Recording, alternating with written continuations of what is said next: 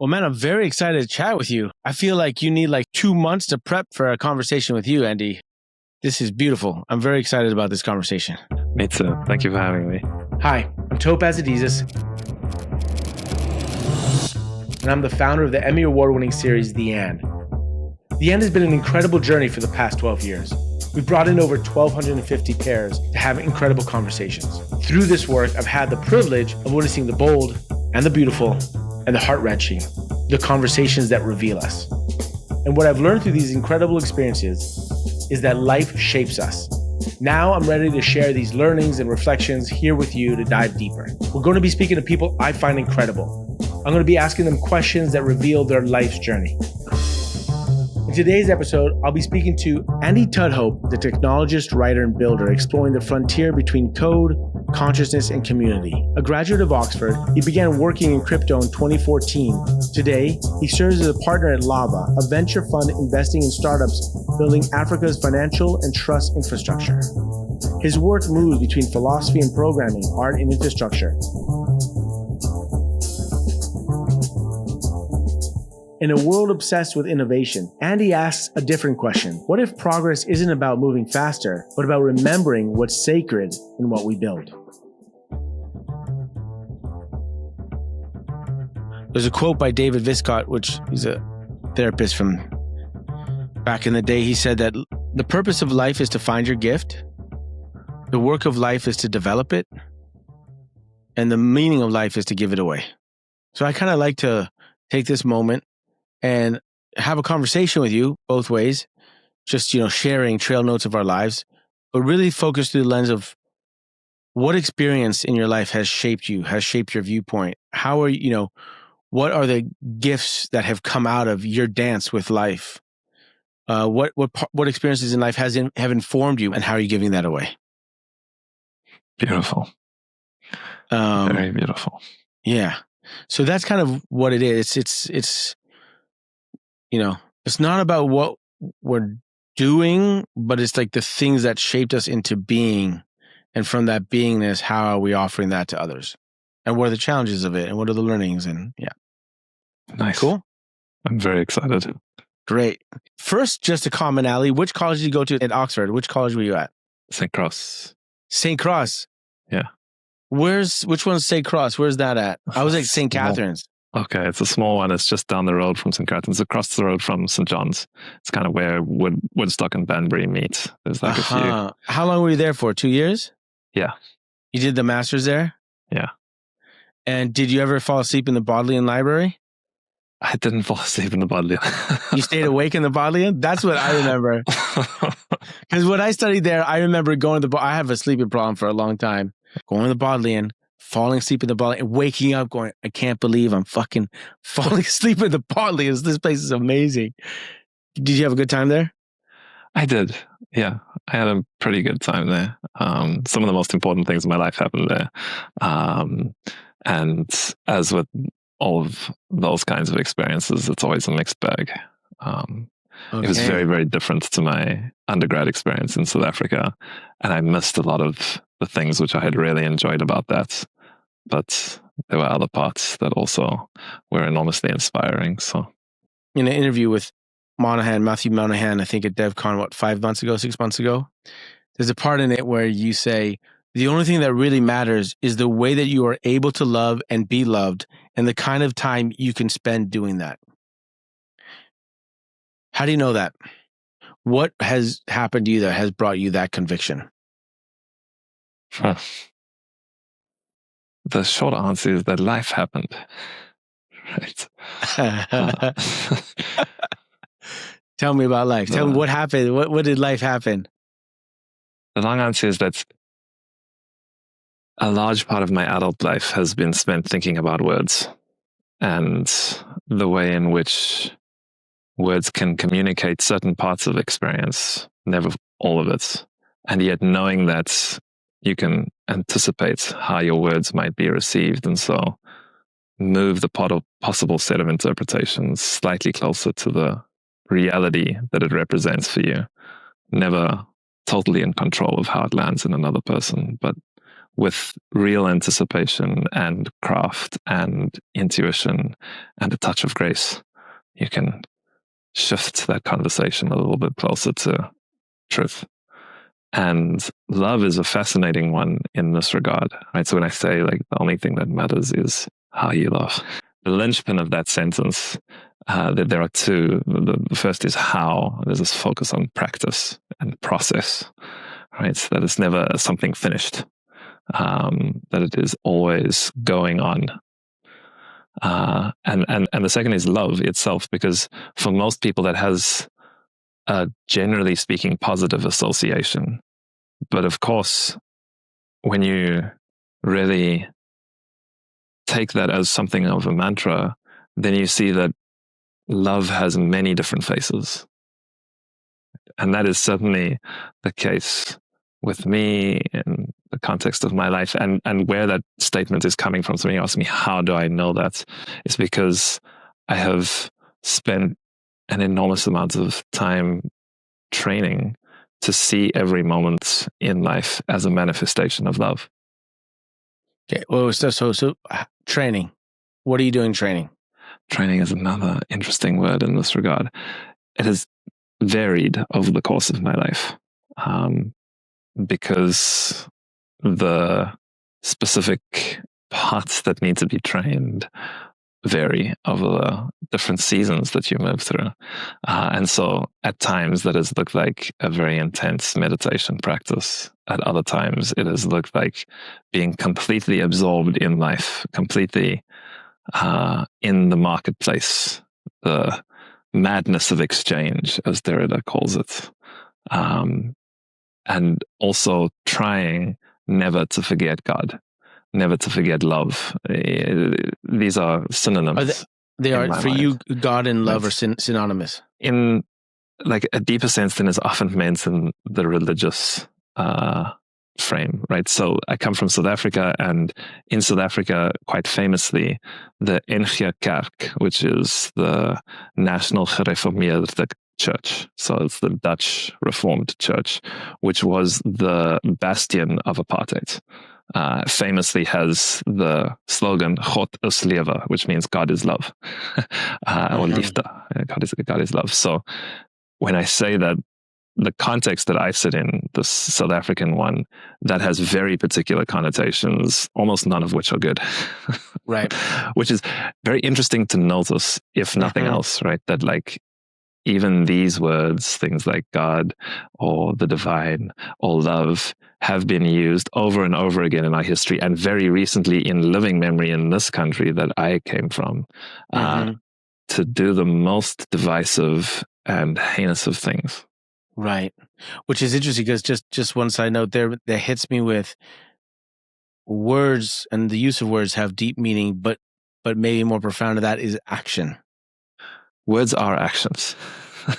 in some way, right? Like in the philosophical sense, they're speech acts, right?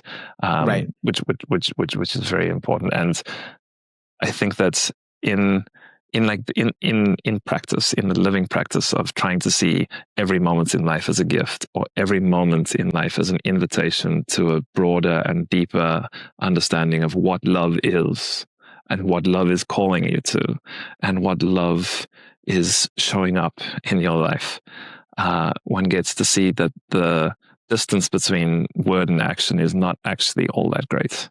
And in fact, part of the practice is minimizing it to the greatest extent possible, so that what I know and how I speak and how I am in the world are one and the same movement. But what about the church you mentioned? That their key theme was God is love, and yet they were a bastion of apartheid. Yeah. So which is, in theory, you would think is on a profound level not love. So in that sense, they're saying it's an action, but the words they're using is not necessarily a manifestation of a great loving action. Yes, it is in in some senses the opposite, right? Like apartheid was. There have been many heinous things in human history, but apartheid was the only time that we legislated separation. Right, the word itself means separation, and Right. we wrote it into law. Right, we're using our most precise and unambiguous language to state that there is separation, which is in some ways overlooking the ultimate lie. Right, but what I am saying in just pointing to that context as a foil to the original statement that you prompted me with is to suggest that you can understand the vast spectrum of meanings that can be associated with any word. And in understanding that and not having any kind of moral prejudice about all of the ways in which they've been applied, that is the manner, practically speaking, in which one can anticipate the way in which words land in any receiver and the resulting reciprocity in dialogue, right?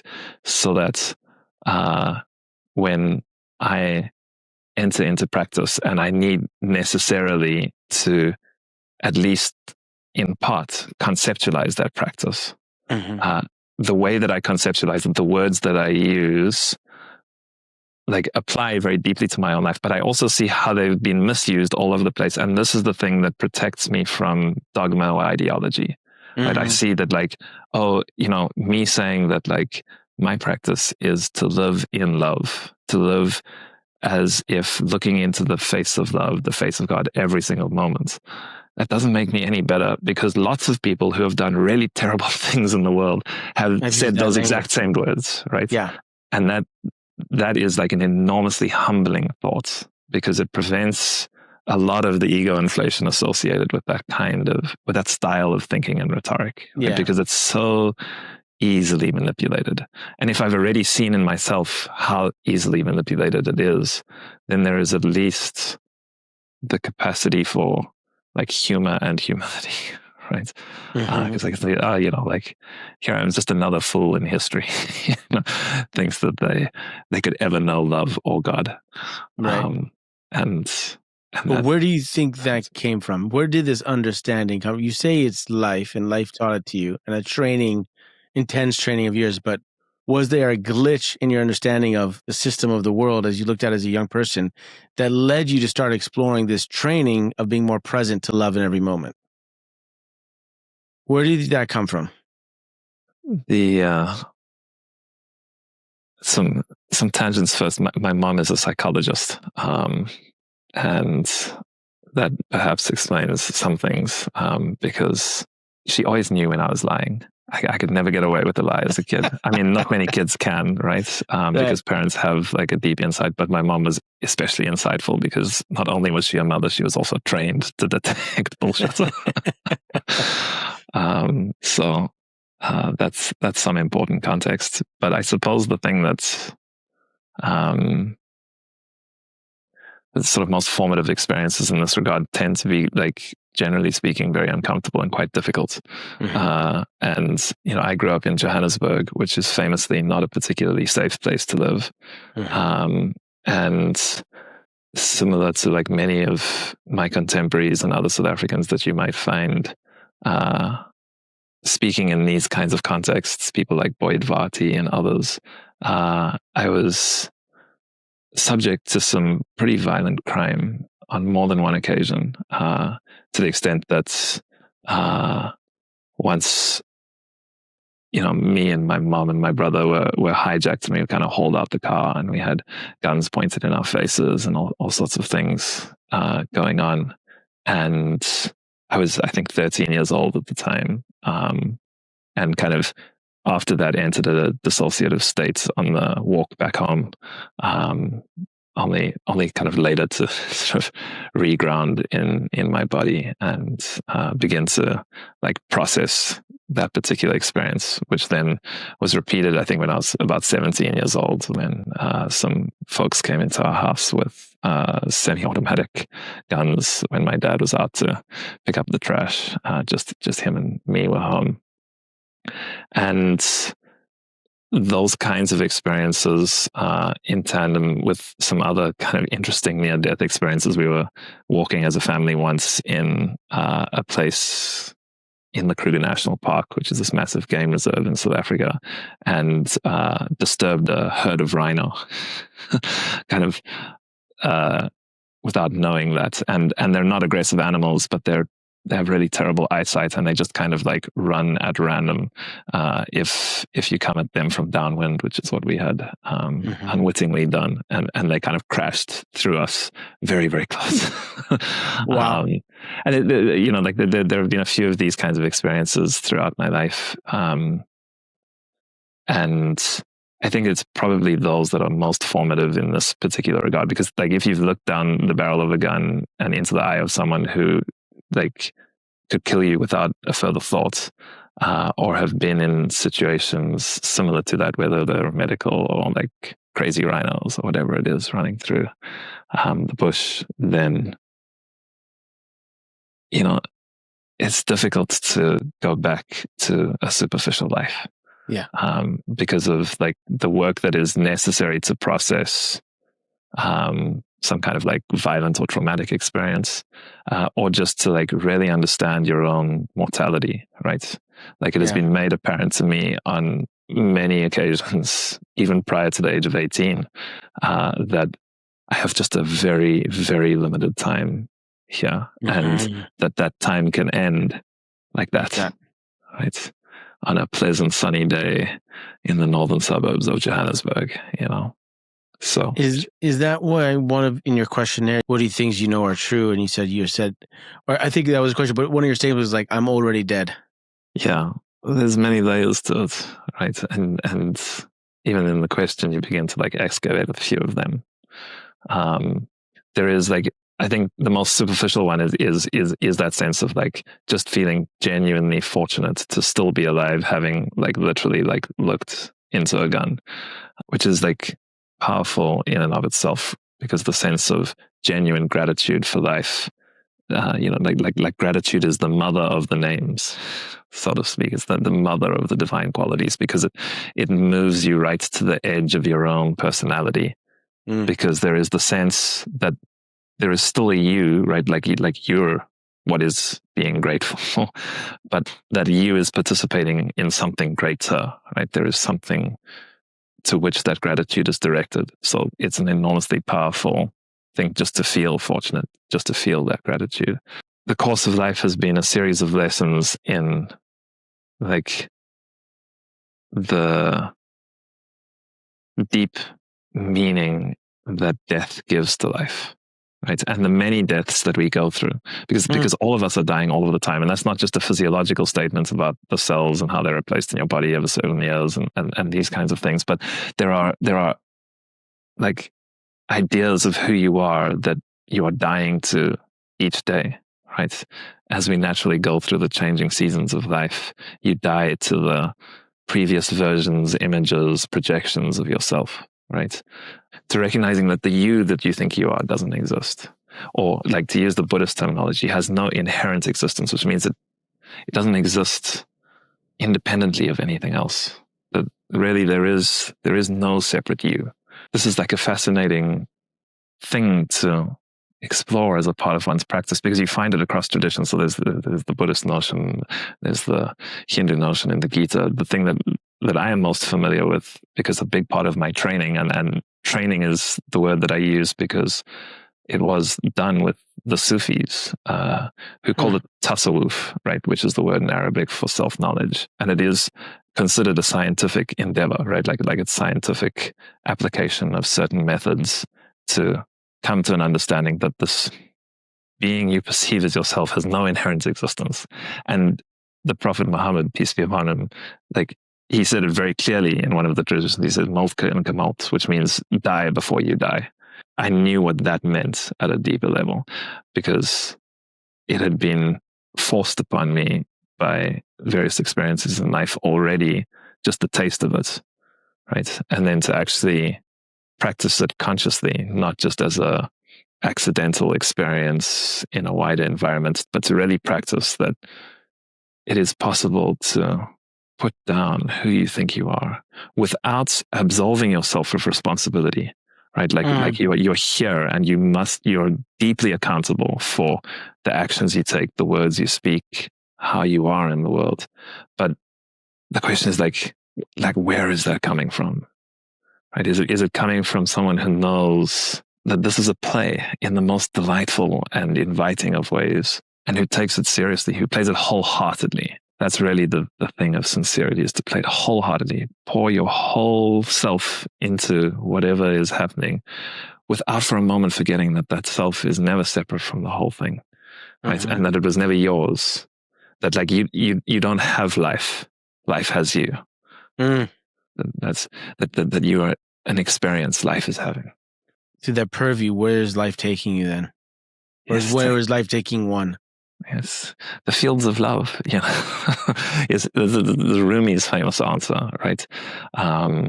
Which was Sufi. So that's We'll lie down in the fields of love, and the world is too wide to talk about. Where did you come across Sufism then? How did that happen? I came across them because a good friend of mine at school was an Indian Muslim who was intimately connected to his family. Sufism is traditionally passed through like family lines. I was at the time really, really keen on Zen Buddhism. That was the tradition that had given me language and a way of understanding some of the experiences in my life, which we haven't talked about yet, and which seemed most attractive to me. And, we would kind of compare notes, much as like we're doing here. It was like a meeting of trail notes from Zen practice and Sufi practice. And as we became sort of more and more interested in each other's experiences, he showed me how to pray in the Islamic style, and taught me a lot about the Sufi style of dhikr, and many of the other interesting aspects of that tradition, which really attracted me. And so I kind of do you practice Zen Buddhism? Do you practice Muslim prayer? Do you practice, or are you how do you term that? Are you religious? Are you? So neither of the above. These days, I have at times in my life done both of those things. I then met someone, in this case, the woman who is now my wife. When we met and fell in love, she came to South Africa to visit me, knowing all of these things about my life, and knowing that at the time I was very involved with Islamic prayer forms. And when she got here, it turned out that she decided I love the idea of this, but I can't live with the reality, right? Like the 5-time daily prayer and fasting during Ramadan. It demands a certain structure in life that didn't really fit with what she wanted.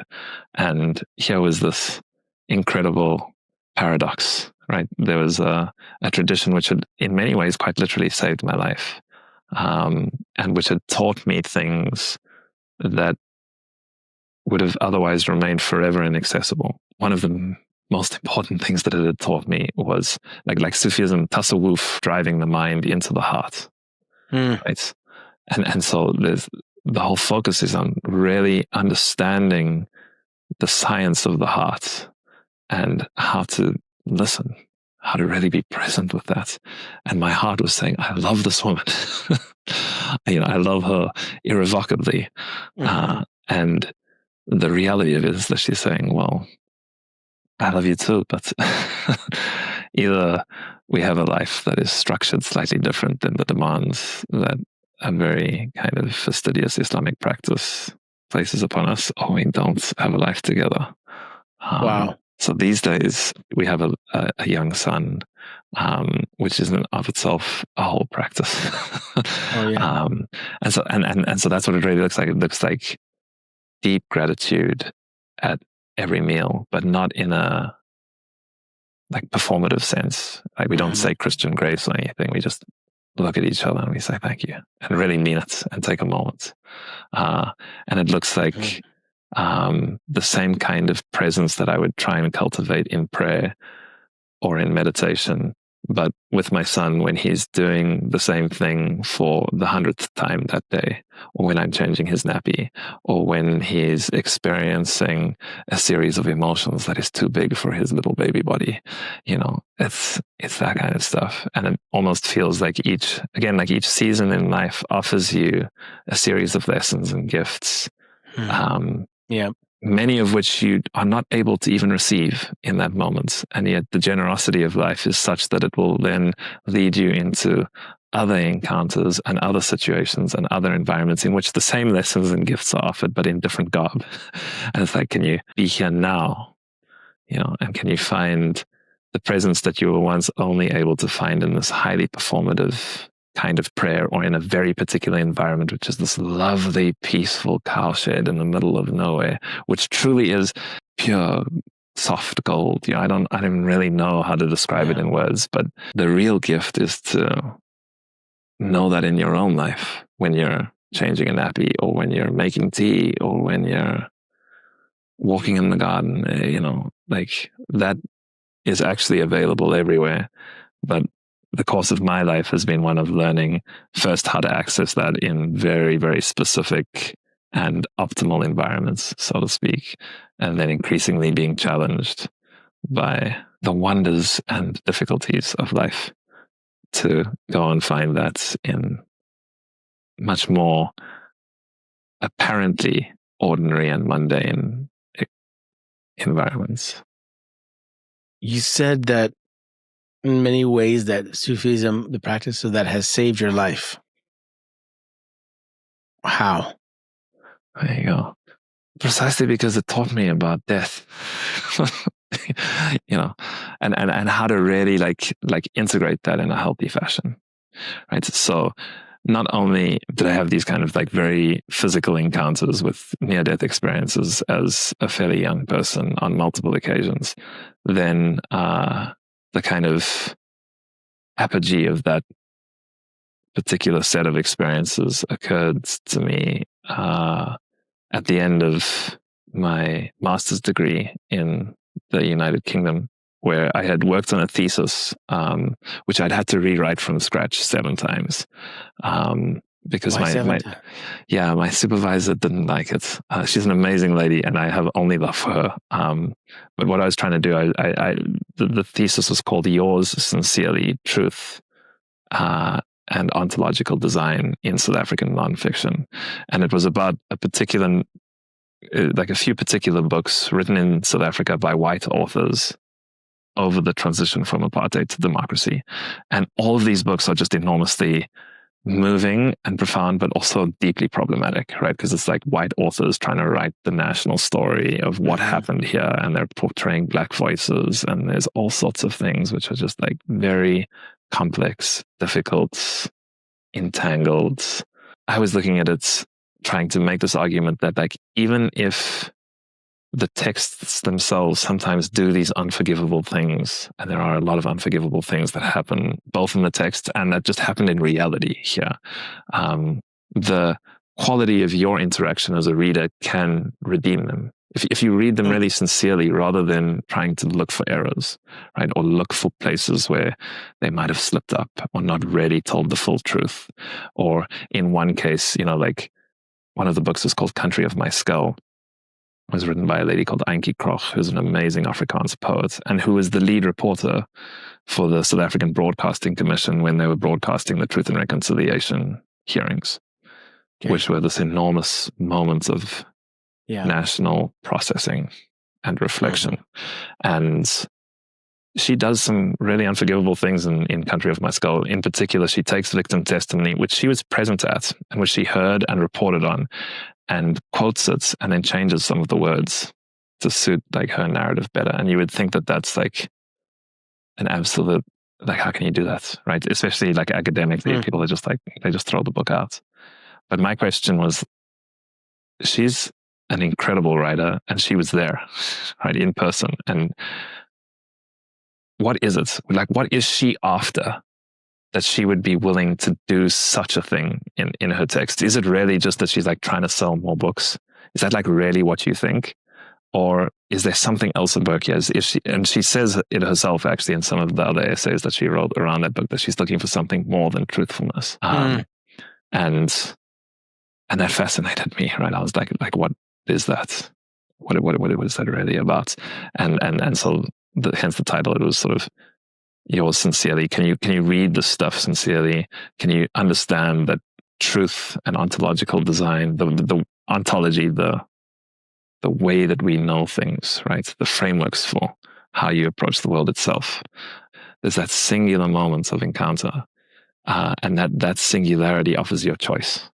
And so I was writing this thesis about this stuff. Because I assume you were not, because you're like, the form and function must match. If I'm talking about this function, then the form must match that too, which means it must have poetry in it. It means it cannot be in the same linear fashion that they wrote the book in, and that the normal theses are written. Like, form and function must match. I must be the thing I am saying I'm talking about. Exactly. Yeah, exactly. Yeah? That's why she made you write it 7 times? It was very, very difficult to convince anybody. Did you get there, or did you just settle the 7 times and fuck it? By the time I'd written the 6th version, I was pretty convinced that it was like the best essay that I had ever written, and maybe just like the best essay ever written. Full stop. Clearly, yeah, of course. And so I went to the meeting with her, like feeling quite optimistic about the whole thing, and having kind of really poured my heart out, right? Because this was stuff that was very close to home. It was things that I really cared about. It was stuff that I grew up with, that I grew up looking at in the face, because it's impossible not to in South Africa. I was kind of expecting her to congratulate me and be like, "Oh, you finally did it. This is lovely. Well done." And off you go. And instead she sort of said, "I think you should see a mental counselor. I think you're really stressed, and like maybe you could just like take a few days." And then so I was kind of shocked by that. And what I did was, instead of going to see a mental counselor, I phoned a friend in Amsterdam and said, "Hey, like I'm having a really rough time. Would you mind if we had like 4 days of kind of blowout in Amsterdam, which is a good place to do that kind of thing." And then I'll come back and I'll have kind of 10 days to write the final version and do the references, and it'll just be what it'll be. We got to Amsterdam the first night. My passport got stolen because we had this really crazy night, which is what I was looking for.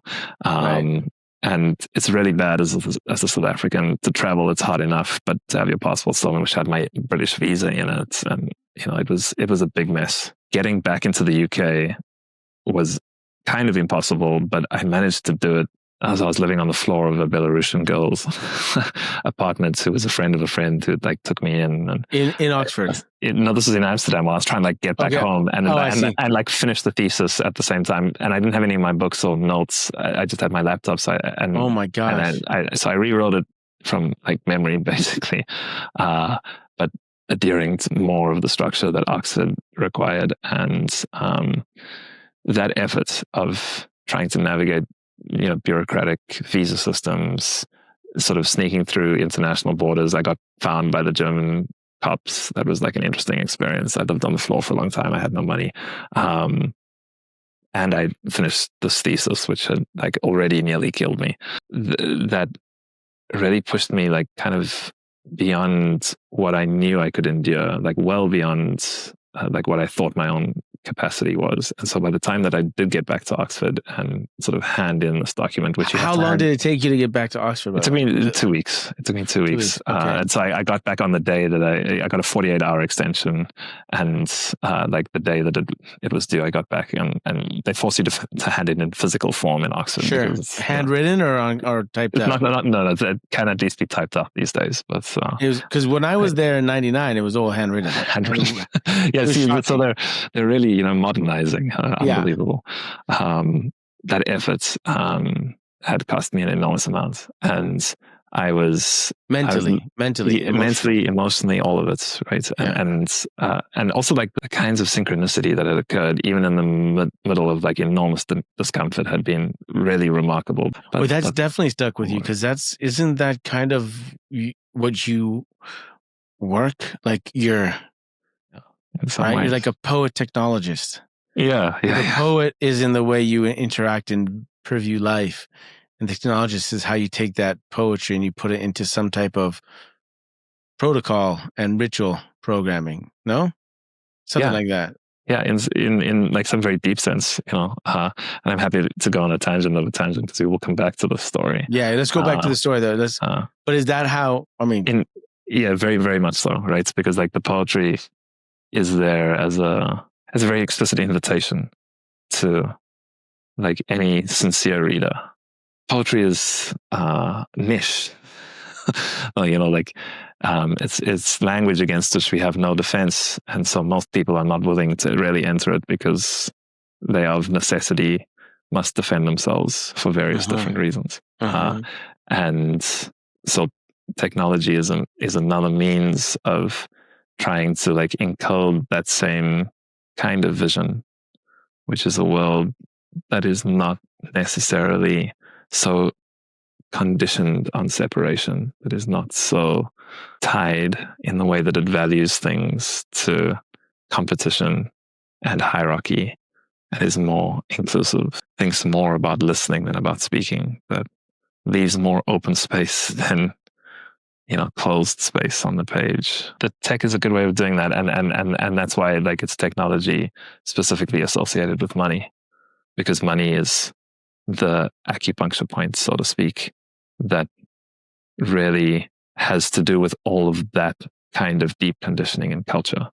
That if we can like make money programmable and then program genuinely creative, invitational, inclusive ideas into what that money is, how it's created, what the conditions for its distribution are, then people don't need to read the poetry, right? Because the stuff that they're using every single day already holds the same essential vision. Yeah, I think it's very difficult to understand what you're saying, but for some reason, I have a version of my understanding, and I'm going to do it very simply, is like, you started with the idea that like words have meaning and you study words. The order of the words, the emphasis of the words, the pause between the words changes the meaning of the words. I love what you said. You said poetry is the thing you can't defend against. Is that what it was? Yeah. It's like it gets in there. And I think the reason it gets in there is because there's so much space between the words that points to the everythingness. Like, it's like the poetry is not telling you the thing, it's telling you everything but the thing, and the thing is the everything. And yet you're doing that with technology around the use of money, and you say it's the acupuncture point, which is interesting. It's acupuncture point. Do you mean pressure point? No, you mean acupuncture point. I mean acupuncture, yeah. Which is different than pressure point. Yes. Which is interesting. We should talk about that. Because like to me, it's like, but what it comes up for me is, and I'm going to simplify it, I know it's like, it's interesting because that saying, that cliched saying, they say money talks. Mm-hmm. It does. And yet you're like looking at the space between the use of the money, because you have the blockchain technology, because you have Web3, you can now create some type of protocol design, which is design of permittable action. I haven't been able to go so far deep, but I assume there's some type of, you've probably taken protocol design and tried to convert it into a ritual design so that it means more than the moment or something. The Tao Te Ching is the poetry. It leaves the uncarved block of wood uncarved, which is a big part of the imagery that is used throughout the poems. The I Ching is technology, right? The I Ching is the book of changes. It's the hexagons that represents the 64 archetypal situations that can arise in time.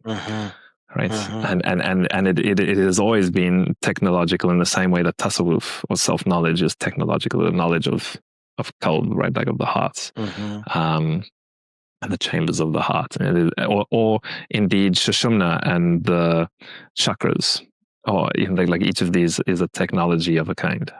Just this conversation is a technology. Language is a technology. Like understanding that language is a technology and that it can be used in these highly directed ways is fascinating, because that's what programmers do, right? But the language that they use is the thing that we have developed, which is closest to mathematics, while still being amenable to like meaning and value in like the ambiguous human sense. right? When I speak to you, there is a large space of ambiguity, right? It's like you get some of what I'm saying, you miss some of it lands in you in a particular kind of way that might not be exactly as intended because of your particular set of experiences. Some of it lands exactly without me knowing. When I write a program, it either runs or it doesn't, right? It's very binary, right? Like programming is literally the thing that merges action and speech in a way that is much, sort of like the actual physical manifestation of like the old philosophical notion of speech act. Because it does stuff. You click the button and the form is submitted. Or in the kind of work that I do, you click the button and the money is sent. Some of the work that I've done, for instance, is to take like a very common token standard on Ethereum, which is used for like a massive number of tokens that now exist in the world and which represent billions of dollars in value, and just like change just a little bit of the code so that it still adheres to the standard, and change the narrative such that its potential use in the world is very different. And how you change the narrative in this particular instance is you say, having a balance, right, associated with your address in this token represents your liabilities, not your assets.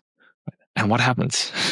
What happens if that's the thing that we do? If instead of owning 1,000 tokens, now you have 1,000 tokens, but they represent your debt, right? Like what is the outcome of that kind of thing? And in this case, you know, like the intention of that particular system is to create something like the old social credit networks upon which indigenous and early communities were based, rather than the debt-based money and fractured communities that we see today. The claim here is not that it's like a better or worse form of money. It's actually very difficult sometimes for people to conceptualize what having money that is a liability actually means.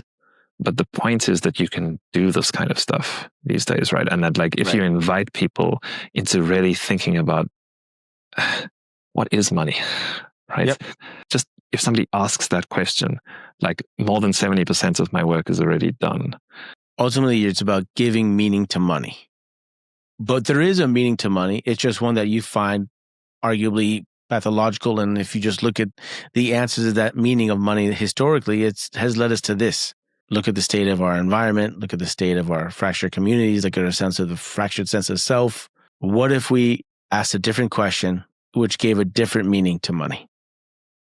One argument could be, well, money has been an exchange of time. I'm going to buy your time to do what I want to do.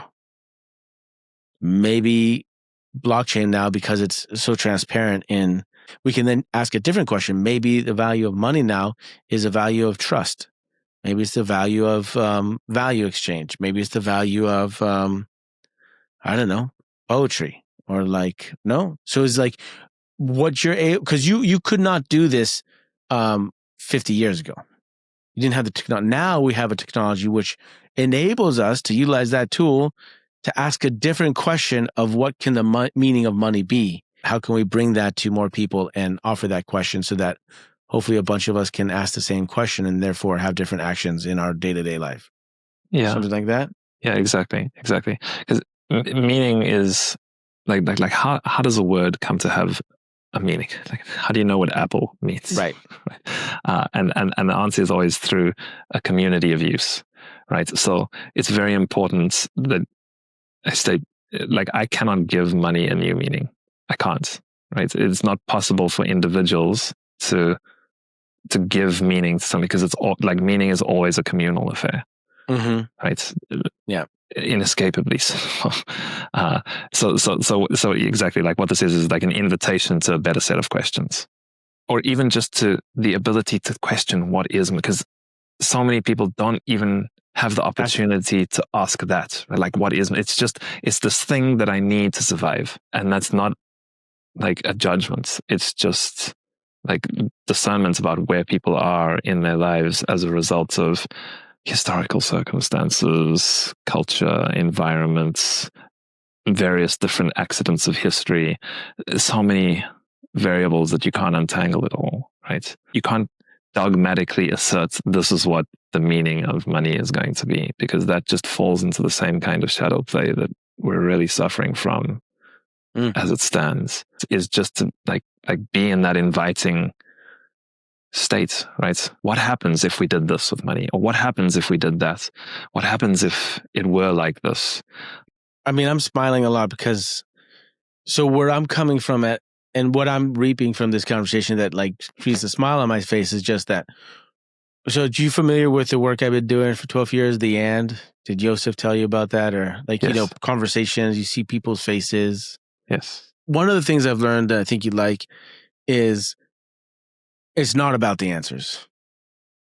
What makes a quality relationship, a resilient relationship, fulfilling relationship that I've seen is not that they have good answers. It's not that they even agree to find the right answers, the same answers, that they agree on an answer. No, it's their ability to sit in the discomfort of the question. Just to sit in the discomfort of the question. That to me tells me a lot more about the relationship. Romantic, friend, parent, family, anything, coworker, than anything else. It's not that they can come to the same answer. It's not that you can find a great answer. It's can they sit in that discomfort? Can they sit in that silence between of the not knowing, maybe even of the disagreeing, and still recognize each other? It's like the meeting, like you were saying. And that's what comes up for me when I heard of you about your thesis. You said, even if the book is problematic, it's like, how sincere am I in this moment of my reading? So with my and, when I look, it's like, how sincere are they in their present being of where they're at together? So I see that. And then of doing this for 12 years, what's hit me a lot is that the power is in the question, not the answer. And throughout time and history in our current society up till now, my impression has been that all the emphasis is on the answer. The top of the totem pole or the top of the hierarchy is the one who gives the answer. Do this, do that. This is what we're going to do. That's the answer. But to what question? To what question? And if you look at the question we've been answering has led us to now. And if you look around the world, there are some things that are great. And there are some things that I think we could ask better questions. And I think all the emphasis, all the power is in the question. So by asking a different question, we are offered different possibilities. And that's what I hear you saying when you say, can we ask a different question about the meaning of money? That's why I'm smiling, because I'm hearing you through that lens. I'm just sharing. I'm not saying I understand you completely, but that's when my lens is that. And so when I'm hearing you, there's the pings that I'm getting on my lens. Mm-hmm. Yeah. So the wonderful thing is that none of us will ever be completely understood. And it's the one thing that we all share, right? It's the thing that connects us is the fact that you'll never really be understood by another, no matter how close, no matter how intimate, no matter how much love. Maybe it's not about understanding one another. Maybe it's just about being with one another. Beingness, I feel like the experience of embodiment, like this experience of being in a body, is so that we can experience love and loneliness. Because when we go back into the oneness, whatever that is, when you're in the oneness, you don't know what love is because you're in it. Yeah. The thing I really want to say is that oneness is here, right? And it takes me back to like the story about Oxford and the thesis that I had to rewrite 7 times, because by the time that I got back to Oxford, I was completely beyond my own endurance or capacity. I existed prior to that, despite these near-death experiences, and thinking, well, what am I really going to do with my life, knowing how short it is and how fortunate I am still to be here. The rest of my life had been very rational, very scientific. My father is a mathematician and accountant. I modeled myself on him extensively. So I didn't have any religious language. And I got back to Oxford and I had like an experience that is very difficult to put into words, but basically involves me handing in my thesis and then walking into Port Meadow, which is where I was living. I had a sense that this night was a singularity in the sense that I had been writing about, not, again, AGI and the exponential march of technology, but something really singular about this night. And that Was it night or was it sunset? It was night, right? So I'd handed it in. I'd kind of like gone for a coffee afterwards and then walked into Port Meadows. The sun was setting and I felt drawn to the place in Port Meadow called The Perch, which was a lovely kind of bar and restaurant in the middle of the meadow. This ongoing sense of synchronicity based on many of the things that had happened in Amsterdam in the previous 2 weeks. And I felt drawn to this meadow. I thought, like it's been so synchronous and so serendipitous that somebody has to have been orchestrating all of this.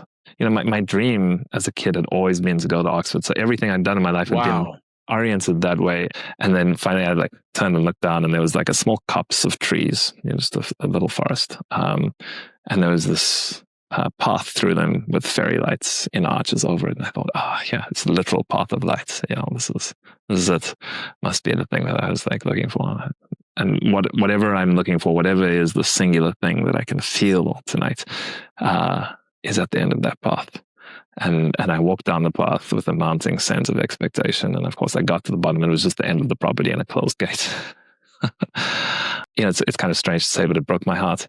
And I walked through that gate sort of deeply disillusioned and went and sat on a bench by the Thames with the moon rising and thought, what has happened? What is all of this? And I closed my eyes and a voice, like very, very clear, like Ryan said, "Are you ready to die?" And like it's very difficult to describe it because in that moment I knew what I would be giving up, like all of the people in my life, all of the love, because that's what I thought I was going to at the Perch. I thought all of the people, everything that I loved would be there telling me, it was all just a joke, and we had your back the whole time. So it was all present with me and said, "Are you ready to die?" And I said, "Yes." And then I don't really know what happened, for a long time. It could have been a few seconds or a very long time. I'm not sure. But, kind of eventually I sort of heard a rustle in the bushes behind me and I was back in my body. And I had to figure out what to do with that because I had no language for understanding anything like that sort of experience. I had no tradition, no culture, nothing in my background apart from maybe these near-death experiences that had prepared me for what that really meant. And for for a very long time afterwards, I was very unstable. But let me just ask you, let me just to clarify. So it said, "Are you ready to die?" And you said, "Yes." Yes. And then you don't know how long. Well, next thing you know, you're back in your body and you don't know how that experience. So it's just like, yes. And then you heard a rustle that brought you back to your body. Yes. Yes. The easiest way to say I died, right? Like I just accepted that totally.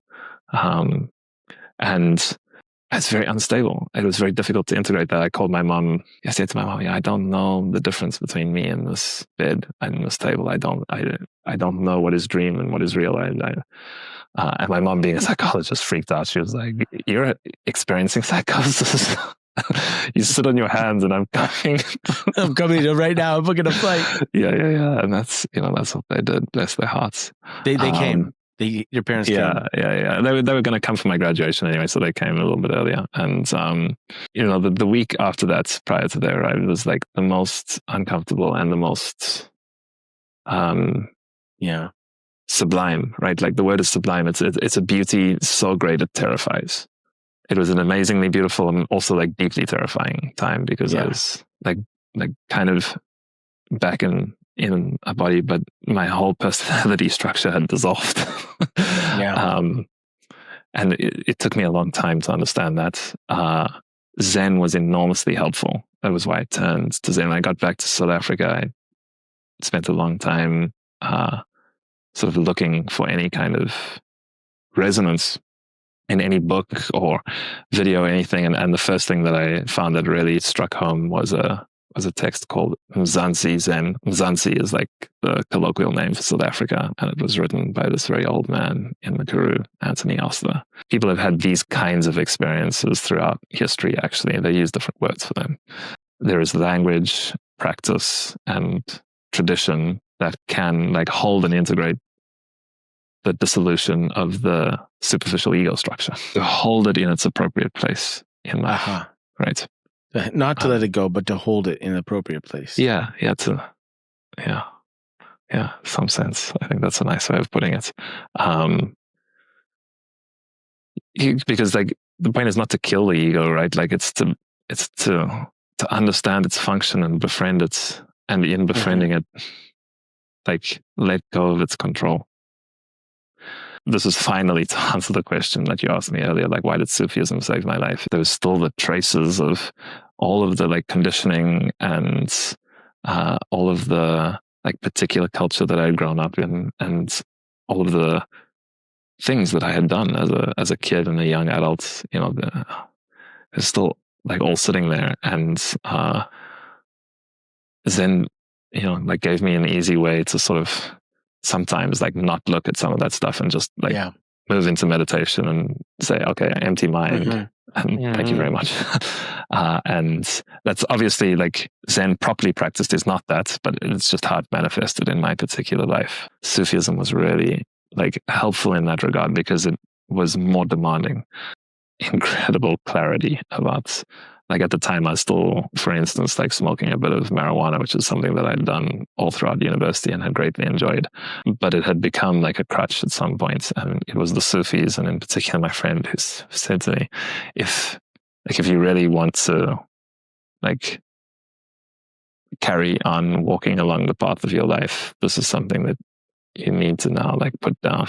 It was the moment I was able to like let go what for me was one of like the last real crutches that I was using to kind of like maybe like not really look at some of the very important like conditioning and traces that still habituated a lot of my responses to the world and my expectations of people or situations. The love he had for you, in spite of the pain it inflicted on him, seeing you use that crutch so much. Exactly. Yeah. Wow, what a good friend. Yeah. What a good friend. Okay, just to ground, we're like, whoever's listening now is definitely digging these kind of philosophical, deep conversations, is poetic. And so my second question to you that I have listed here, because, you know, I have an order here, but like, what, since everything, what would you call yourself? When people ask you, what do you call yourself other than your name? Like when they say, what do you do? What is a title that you find you give yourself, or that you, if someone was to ask you, okay, what do you call yourself? It depends. Sometimes if it's like in the sort of like daily calls that, for instance, I'll do with Yosef in the course of our work with Lava, we will, like I'll say, I'm the CTO and I do due diligence on code and technical architecture. For people that are generally speaking associated with crypto or like programming work, I'll say like I'm a programmer and an engineer. For people that I know from like my English studies or from poetry circles or these kinds of things, then like I'm a poet. Those are easy ones. For friends that I meet, like through friends at, you know, like a dinner or like some kind of gathering, I'll generally, it depends on like what I read of that person, right? Like if the conversation and the context has been one that's more about kind of what might broadly term the humanities, then I'll give an answer. It's more like I'm a writer or a poet, so something like that. But the point is, it's that notion that, you know, like a great gift is to be many things to many people, right? That is, it's like a curse to only be one thing, to box yourself in. If I'm really honest with myself, and I'm not the same moment to moment, there is something that never changes, right? And a lot of the work has been to like be with that and to have it be present in every interaction, but without denying that there is a personality and a body and a context that always colors that in space and time. but the way that it comes, it changes, right?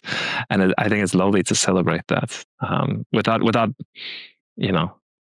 being irresponsible, without misleading people. But so let me ask you another version of this question, which is, if you wanted someone to really know you, what would they have to understand about you? that's my goal, is to know and love God. I think that's probably the most direct path into really understanding. As I said earlier, I don't think it's possible to really fully ever understand anyone else. But if you know that is what I am and what I am here for, it can be Allah, it can be Tao, it can be reality, it can be the divine, it can be that which is greater. It doesn't matter, right? I think the most beautiful way to be in life, to know that you're a part of something so much greater, As I say, I'm very careful with that, and that's actually the first time that I'll say it in public, precisely because this specific thing, in those exact words not Right. any different from that, has been used to manipulate and mislead people for endless centuries. Yeah, to support and make it safe for you. When saying that, and I appreciate you saying that here, is what I hear from that is to know and love God goes back to the first thing about, you said, life experience, about your ability to love and be loved and the time you're able to spend in that. To know and love is, to me, is how fully present and fully wholehearted can you be in the moment, in the present. Yeah. And you say you have an intense practice of that. And that's what I hear. I want to ask you a different question, similar but different. We're etching in a different way. So let's say 25 years. Let's say 40 years. Someone's making a film about Andy at this point of his life. Whatever. We're creating this, or, the last 20 years of your life. They're making a film, a biopic. And the director is talking to the actor about playing you, right? What should the director tell that actor so that actor can really embody and play you? That you're definitely going to fail to fully embody this, and knowing that, have a good sense of humor about it and give it your best shot, because that was what he was doing all the time. He was just failing over and over again and laughing at himself, and finding another way to ask a good question or make another invitation, right? Because that's really all I've done, especially in the professional realm or even in the poetic one.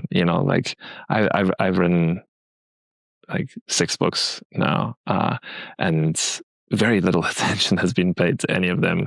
And I've done a lot of mechanism design in the world of cryptocurrency, and equally little attention has been paid to most of it. And I gave a presentation at sort of meeting of founders and builders that Yosef and I host twice a year in Africa. And I was talking about mechanism design, and I detailed all of the different things that I've done in terms of currency design, in terms of ranking systems, in terms of NFTs, and work with prisons in the US. And somebody at the end said, so this is really a catalog of your failures, right? It's exactly true, right? Because most of the work that I've done to date has not necessarily met with a great deal of understanding. And so is that why you're saying it's a failure? It's not because it's successful or not. It's because, is it understood? There are two things happening there. The first is is it a success or failure to me personally, right? Which is a very different question from is it a success or failure? In the reality as it is, right? So there's the internal experience of this thing for me, which in the poetry especially is the question of success or failure is not really even the most interesting lens to look at it through, because what it has helped me integrate, and the place that it has moved me to, the cities of self through which that language has blown and removed all defenses from, are innumerable and difficult to name. But in the world, it's not even possible to say it has been badly received, because it just hasn't really been received. I think, again, yeah, like any actor, it's like recognize that this is somebody who like really poured the love that they had to give, which was large, into what they did, and failed a lot. And nevertheless was like pretty cheerful about it and had a good sense of humor. And, as any other human, had their moments of depression and difficulty and all of the rest, but largely went through it thinking deeply and smiling at the same time. Tell me, what's the question, not the personal, but like engage with the external, with others and the things you're building, the mechanisms, the structures. What is the question that's inspiring you now to try to either construct as a question because you're deepening the question, or you've kind of landed the question and you're trying to answer it now? How can we make money more habitable? Tell me more. What do you mean by habitable? Yeah, that's the key, right? Not sustainable, habitable. Not like regenerative, habitable. Habitable. Because money is a habit. So that's the first. It's just a habit. It's a habituated way of looking at and valuing things in the world. Mm-hmm. Right? And in some sense, it's the most habituated way that we have. There is also like habitable meaning your habitation, right? Like your home. You make money the thing because that's what economy really means, right? It comes from from Greek, and it means home management. So the economy has always been about home management, both the micro details that really make a home and the macro effect of where it exists. Even sustainability has become co-opted in many ways, and I sense something similar about a lot of the regenerative talk. There's a video I watched the other day called Radical Neighboring, and it begins with the guy saying, "Seems like we would rather cover the earth in solar panels than just learn how to consume less." And I'm just like, wow. Right. And some of the regenerative stuff has that. It's the same old accelerationism, but put into slightly different language that makes it feel more connected. Your habits and your home. That's the thing that really counts. Like, how are you when you close the door and it's just you and your kids and your wife, or whatever arrangement you have at home, not assuming the nuclear family and all the rest of it, right? Like how are you in that place when all of the other guards are down? And what are your deep habits? We have very, very deeply conditioned habits about how to value stuff in the world. And those lead to very particular kinds of home. They lead to very particular kinds of wider habitations for the human family. And for like all of our sisters and brothers, plants and animals, let alone the pollinators and the insects. It's about how we value the world and ourselves. One way in which we value stuff at the moment is by borrowing from the future. So the majority of money that exists in the world is created out of debt. And there are reasons why that is the case. I'm not here to make a particularly moral case for or against it. It's just important that we notice and discuss that.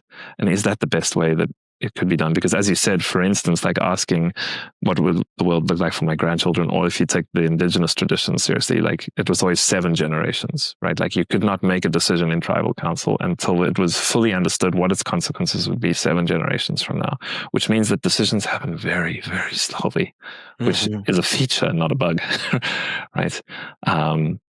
And if you ask that question in the face of money created out of debt, you come to a very, very different conversation, let alone, actions or decisions. And the same thing is sort of true here, like so much of how we are habituated to value things in the world is by borrowing from the future. And you can read that in lots of different ways. You can see its effects in lots of different ways in terms of how rushed people are, in terms of how little time it seems we have left in a day and as a species, in terms of how we tend to associate somebody's importance with how busy they are. All of these things are almost direct consequences of like thinking that value can be borrowed from somewhere else. And that's like a very, very, very deep habit that we have. And none of the regenerative or sustainable stuff really touches that, because it's not about like what are we at home with. And what we are at home with, generally speaking, when it comes to money, is somewhere else. It's the ultimate contradiction, right? What do you mean by somewhere else? Somewhere else? Because we're pulling value from somewhere that is not here. Right. Right. That's what you mean. Yeah. Yeah. The people who get richest are those who are able to exercise the time value of money as a result. I don't think that like money should not have any time value. I think that that's one of the things that it can do, and that's very interesting. But the fact that it's only that is probably pretty brittle. Right? What are you seeing right now that gives you the most hope for the world that your son will grow up in? My son himself is just seeing the appearance of a new life. He's 16, 17 months as we're talking now. And just watching that is unbelievable in the literal sense again. Yeah. Right? Well, two important pieces of context. The first is like another interaction with Chef Falala. I was standing talking with like a dear friend and someone that knew him quite well as well. And he walked over to us and he said, I see you've met Andy, who's going to build a new website for us. That was one of the things that I did. And I said, yes, that's wonderful. I'm sure it'll be an incredible site. And I said, I hope so. And he looked at me deadpan and he said, this thing of hope and fear has to go. It was like being hit by lightning, right? It's like when you're in the presence of those kinds of people, kind of again, irrespective of tradition. The last piece of context is a Wendell Berry poem. Wendell Berry is a Kentucky farmer who I adore and is probably like one of my favorite living poets. One of the poems, he says, like, maybe sometimes we need to learn how to live without hope because it reduces us to our proper size. When I walk in the world without hope, I see the spring anemones for the first time, and I know how small I am. I forget the exact phrasing about it. Wouldn't it be? Can't we say a prayer for all of the strong men of the world, the warriors and politicians, that they too might live to see a day without hope, so that they could feel their proper place among the community of life? It's those kinds of things which ironically like fill me up, right? To know that like it's not really about necessarily looking for hope, but actually also like knowing that hopelessness has its place, and can be another invitation into like a deeper humility, a deeper seeing of what is really unfolding in each moment. Because life has always been so completely miraculous, so fragile, right? And yet, like everlasting, that and those things are equally true. It's not one is better. It's enormously fragile and everlasting. And how do you ever wrap your mind around such a thing? Was there any distinction or any thought that came up, or did you see anything in a new way you hadn't seen before through this conversation? I'm endlessly surprised. Because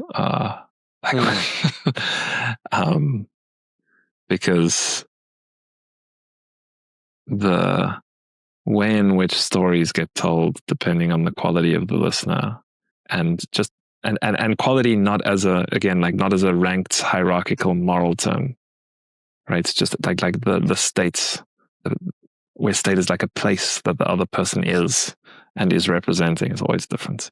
And so then like the way that the stories unfold is always different. So like, to me, this was like really fascinating because I love conversations in which like naturally the conversation kind of moves from like one place and then like flows down a different tangent and like kind of eddies somewhere and then comes back later to the place where you were, but now with all of this context, and it's richer, and you see more of the original story and then where it goes.